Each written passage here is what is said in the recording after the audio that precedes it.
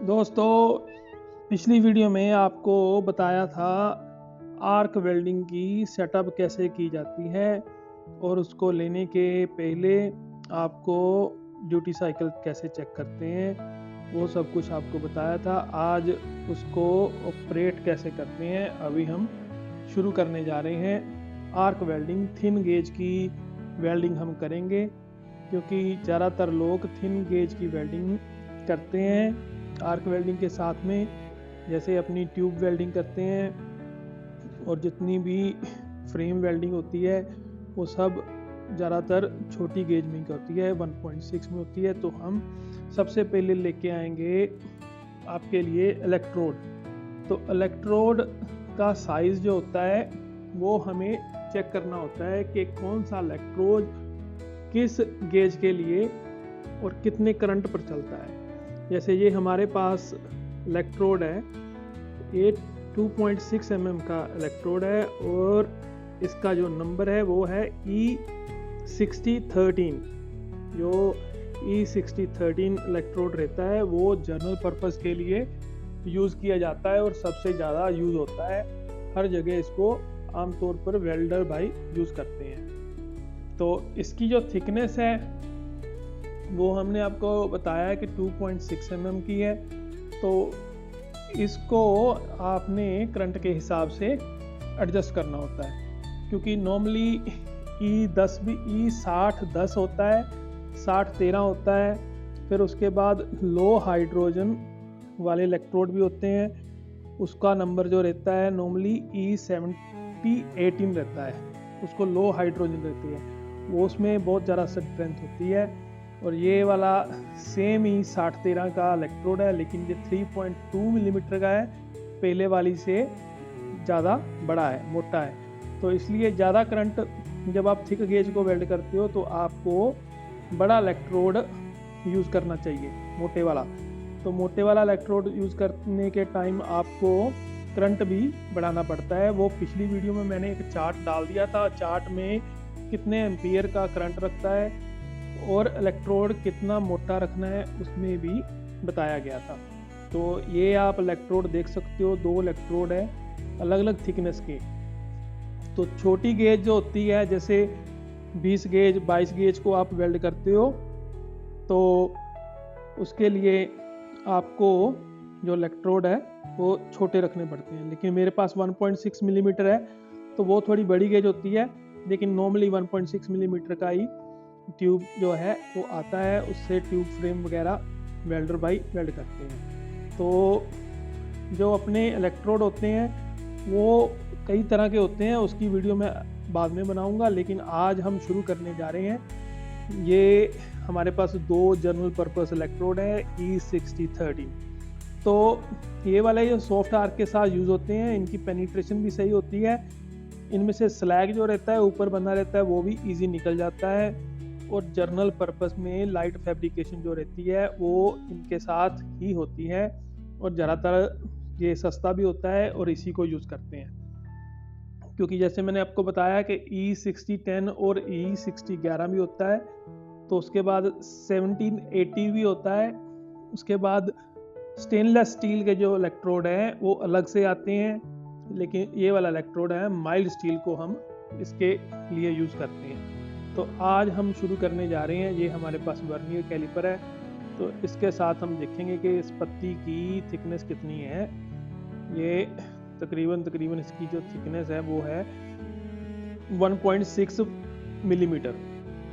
तो 1.6 मिलीमीटर है तो लाइट गेज है, तो इसलिए इसको भी हम 2 वेल्ड करके दिखाएंगे आज आपको। एक तो आपको जो वेल्डिंग करेंगे वो नॉर्मल वेल्ड सिंगल पत्ती पर करेंगे, जैसे ये वाली पत्ती है, और दूसरा आपके पास एक जॉइंट बना के दिखाएंगे, तो वो भी आपको देखना है।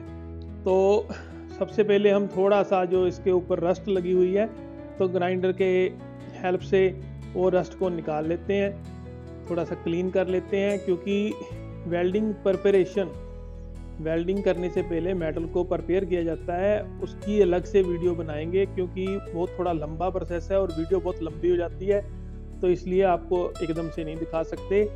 तो लेकिन ये हल्का सा मैंने आपको आइडिया दे दिया है कि वेल्ड के ऊपर से जो रस्ट लगी हुई है उसको निकालना होता है। क्लीनिंग होती है, बहुत अच्छा प्रोसेस है, वो करना चाहिए वेल्डिंग बढ़िया ले आने के लिए। ये हमने 2 पत्तियां रखी हैं, तो दोनों को ही थोड़ा थोड़ा क्लीन कर लेंगे।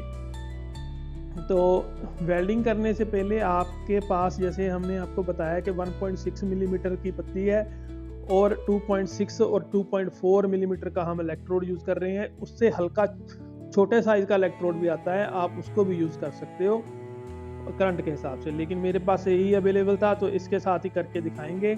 और नॉर्मली 1 मिलीमीटर के लिए 40 से 50 एम्पेयर रखते हैं। मैंने जो मशीन में इसकी सेटिंग 90 एम्पेयर रखी हुई है, तो थोड़ा ज़्यादा है, तो लेकिन फिर भी इसके साथ करके दिखाएंगे आपको कि कैसे होती है। और आप ये भी चीज़ इसमें सीखोगे कि अगर वेल्डिंग करने से आपकी पत्ती गल जाती है, उसमें सुराख हो जाता है, तो आपको बिल्कुल भी घबराने की ज़रूरत नहीं है, वो भी इसी में ही हम कवर कर देंगे।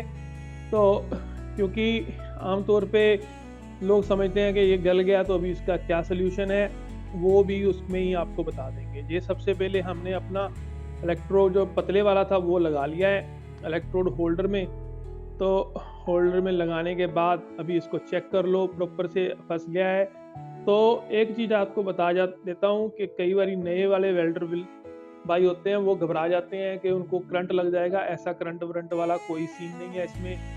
ये अभी मशीन चल रही है और मैंने इलेक्ट्रोड को हाथ से ही लगाया है, इसलिए आपको इसमें से डरने की ज़रूरत नहीं है। ये इलेक्ट्रोड पकड़ के भी आप काम कर सकते हो, तो उसमें आपको करंट वाला सीन जो है वो नहीं है, वो कोई करंट वरंट नहीं लगेगा, इसलिए आपको बिल्कुल भी घबराने की ज़रूरत नहीं है। अभी हम शुरू करने जा रहे हैं।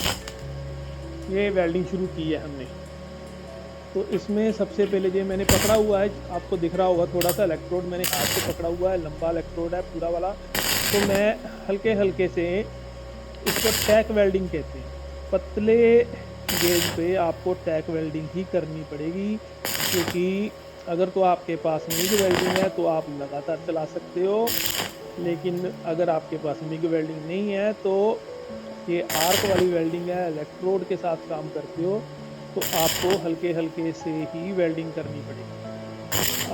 आप देखिए कि मेरा वेल्डिंग करने का तरीका ये है कि मैं एक टैग लगा के इसको ठंडा होने दे रहा हूँ। ये देखिए आप, थोड़ा सा ठंडा होगा तो उसके ऊपर जहाँ पर उसका एंड है वहाँ पर से एक नया टैग लगाना शुरू कर दूँगा।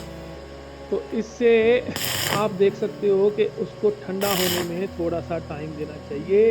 अगर आप गरम वेल्ड के ऊपर से वेल्ड निकालोगे तो नीचे वाली जो पत्ती है वो गल जाएगी। ठीक है, अभी मैं देख रहे हो आप कि 2 पत्तियों को जोड़ रहा हूँ। पहले मैंने कॉर्नर पे टैग बना लिया है यहाँ से, अभी दूसरी तरफ से भी टैग बना रहा हूँ। तो ये मैंने दोनों तरफ से पत्ती को बांध लिया है। तो अभी मैं धीरे धीरे से इसको वेल्ड कर रहा हूँ बिल्कुल पत्ती के जॉइंट के ऊपर, क्योंकि उसको ठंडा होने दे रहा हूँ। ठंडा होने के बाद फिर मैं नया टैग लगा रहा हूँ। अभी ये ठंडा हो रहा है, फिर नया टैग लगाया। तो ऐसे नया टैग लगाते जाओगे धीरे धीरे। तो अगर आप बहुत ज़्यादा जल्दी करने की कोशिश करोगे तो यहाँ पर जो पत्ती है वो मेल्ट हो जाएगी और वो जो आप वेल्ड बना रहे हो वो उसको जला देगा। तो अभी आप इस चीज़ का बिल्कुल ध्यान रखना है कि उसको हल्के हल्के लगाना है, उसको ठंडे होने देना है। ठंडा होके फिर उसके साथ थोड़ा सा ओवरलैप करना है। अभी आप थोड़ा सा आगे जाओगे तो आपको वो चीज़ भी दिखेगी कि यहाँ पर मैं थोड़ा सा तेज़ करने की कोशिश करूँगा और तेज़ करने से इसमें सुराख हो जाएगा, वो अभी आपको दिखेगा। क्योंकि अगर आप तेज़ी से काम कर रहे हो तो ज़्यादा टेम्परेचर बढ़ जाने से पत्ती जो होती है वो पतली गेज होने के कारण गल जाती है। अभी यहाँ से आपको दिखेगा, ये बन गया सुराख। ठीक है, तो अभी मैंने वो सुराख वाली जगह को छोड़ के एंड पे पहुँच गया हूँ ताकि वहाँ पर थोड़ी सी ठंडी हो जाने दो। तो अभी दोबारा वापस आया हूँ, दोबारा वापस आके उसको हल्का हल्का फिर से टैग लगाना शुरू किया है। उसको प्रॉपर कंप्लीट ठंडा होने देने से तो वो टैग वहाँ पर भी वेल्ड बन जाएगा। तो इसलिए आपको घबराने की ज़रूरत नहीं है। तो ये बहुत ही ज़्यादा बिगनर वेल्डर के साथ होता है। तो यही ये देखो मैंने बार-बार वहीं पर करके वेल्ड उसको होल को भर दिया है और आपका जो पत्ती है वो बिल्कुल सही है, कोई दिक्कत वाली बात नहीं है। तो इसलिए आप इन चीज़ों के आपको ध्यान रखना चाहिए। तो इसके बाद आप स्लैग को रिमूव कर सकते हो। मैंने हैमर बरता है। अभी स्लैग रिमूव होने के कारण ये पहले वाली सिंगल पत्ती है जहाँ पर मैंने टैग वेल्डिंग की है, ये आपको दिख रही होगी कि बीड बहुत बढ़िया बनी हुई है। पीछे वाली स्लैग नहीं रिमूव की। तो आने वाली वीडियो में आपको सभी तरह के जो जॉइंट होते हैं वो लगाने सिखाएंगे। इसलिए थैंक यू।